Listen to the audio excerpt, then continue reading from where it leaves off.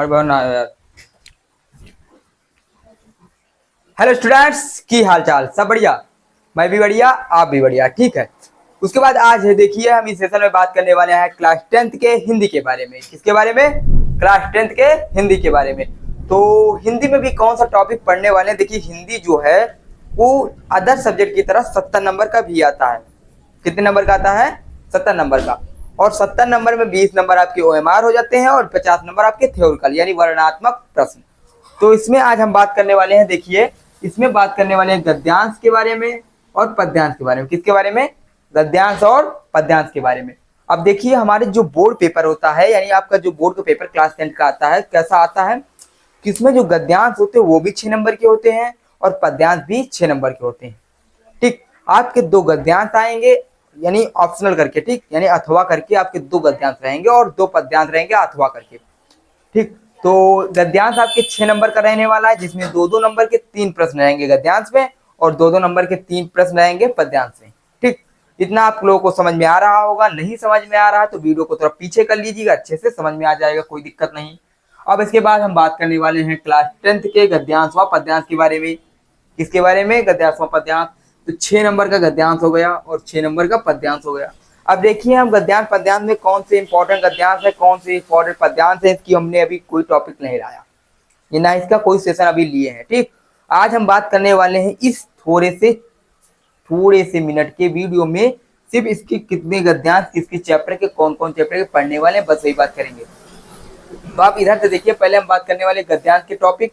गद्यांश में आपको पढ़ना मित्रता, बहुत ही अच्छा चैप्टर है मित्रता। मित्रता में आप किसने लिखा है? रामचंद्र शुक्ल जी ने लिखा है मित्रता। उसके बाद हम बात करने वाले हैं ममता के बारे में। ममता का चैप्टर पढ़ना है और उसके ममता में क्या पढ़ना, किसने लिखा है? जयशंकर प्रसाद जी ने। इनकी सारी रचनाएं, जीवन परिचय जरूर से जरूर तैयार होने चाहिए हर हालत में। ठीक, तो उसके बाद हम बात करने वाले हैं भारतीय संस्कृत के बारे में। भारतीय संस्कृति, हमारी संस्कृत।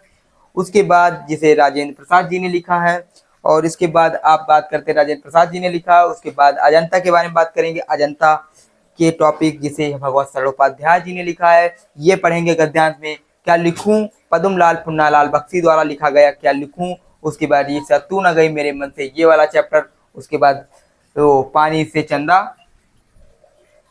पानी में चंदा और चांद पर आदमी, ये वाला चैप्टर। ठीक, तो टोटल आपके कितने चैप्टर रहने वाले हैं? टोटल आपके 7 चैप्टर रहने वाले हैं, यानी 7 चैप्टर रहने वाले हैं। ठीक, तो ये 7 चैप्टर हैं टोटल, गिन लीजिएगा। 7 चैप्टर आपकी बुक में टिक लगा लीजिएगा, यही चैप्टर आपको पढ़ने हैं। ठीक, उसके बाद हम आज बात करने वाले हैं किसके बारे में? अब बात करने वाले पद्यांश के बारे में। ये 6 नंबर बात हो गई इसकी कि इन्हीं चैप्टर से ये 6 नंबर के टॉपिक आने वाले हैं। ठीक, अब उनका जब सेशन लेंगे, कौन कौन से चैप्टर पढ़ाएंगे, चैप्टर के इंपॉर्टेंट गद्यांश या पद्यांश कराएंगे तो लेकर आएंगे सेशन। ठीक, अब हम बात करने वाले हैं पद्यांश के बारे में। ठीक, अब पद्यांश के बारे में बात करने वाले हैं तो सबसे पहले हम पद्यांश के चैप्टर देखेंगे। क्या देखेंगे? पद्यांश के चैप्टर। पद्यांश के चैप्टर, पहला चैप्टर सूरदास जी ने लिखा है। सूरदास के बहुत ही रौनकता नामक स्थान पे सूरदास जी का हुआ था जन्म और सूरदास जी ने पद लिखा, बहुत इंपॉर्टेंट टॉपिक है, इसको वीआईपी लगा लीजिएगा। ठीक, इधर धनुष भंग, वन पथपात, तुलसीदास जी का, ये 4 तो बहुत इंपॉर्टेंट है, इनको एकदम वीआईपी मान के चलिए। ठीक, ये 4 सवैये कवित रसखान जी द्वारा लिखा गया सवैया। उसके बाद भक्त नीत बिहारी लाल के दोहे, जो भक्त नीत में पढ़ने हैं, भक्ति अलग है नीत अलग है। ठीक, तो इसमें बिहारी लाल के दोहे पढ़ने हैं। इस स्वदेश प्रेम राम नरेश त्रिपाठी द्वारा लिखा गया है। उसके बाद हम पढ़ने वाले हैं भारत माता की मंदिर, भारत माता का मंदिर, मैथिली शरण गुप्त के बारे में। ये भी इंपॉर्टेंट लेखक हुए हैं यानी कवि हुए हैं। ठीक, हिमालय से और वर्षा सुंदरी के प्रति महादेवी वर्मा जी द्वारा लिखा गया है। क्या लिखा गया है? हिमालय से और वर्षा सुंदरी के प्रति महादेवी वर्मा जी द्वारा लिखा गया है। ये बहुत इंपॉर्टेंट है, आप लोग तैयार कर लीजिएगा। सभी इंपॉर्टेंट टॉपिक है, टोटल 13 चैप्टर हैं।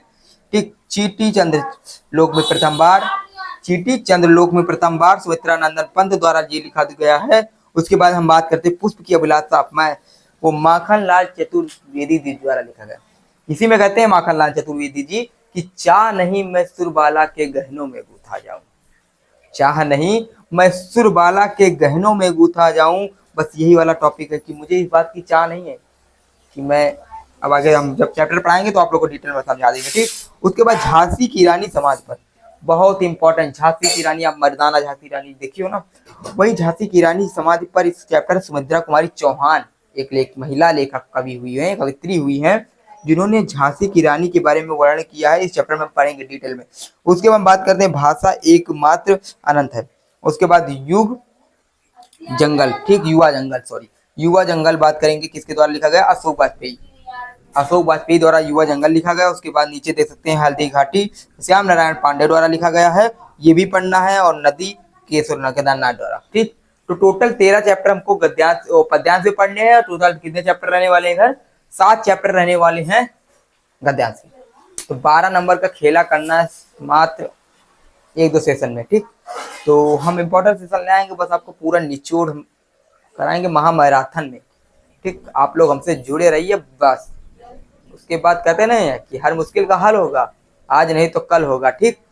पेपर से बाद नहीं होगा, पेपर से पहले होगा। बहुत बहुत तो आप लोग पहले हमारे चैनल से को सब्सक्राइब करिए, जो नए आए पहले बेल आइकन दबाइए और सब्सक्राइब का बटन दबाइए। उसके बाद सब्सक्राइब हो जाइए, फिर उसके बाद थोड़ा एडमिशन करा लीजिए हमारे चैनल से, फिर उसके बाद बात करेंगे, ठीक है।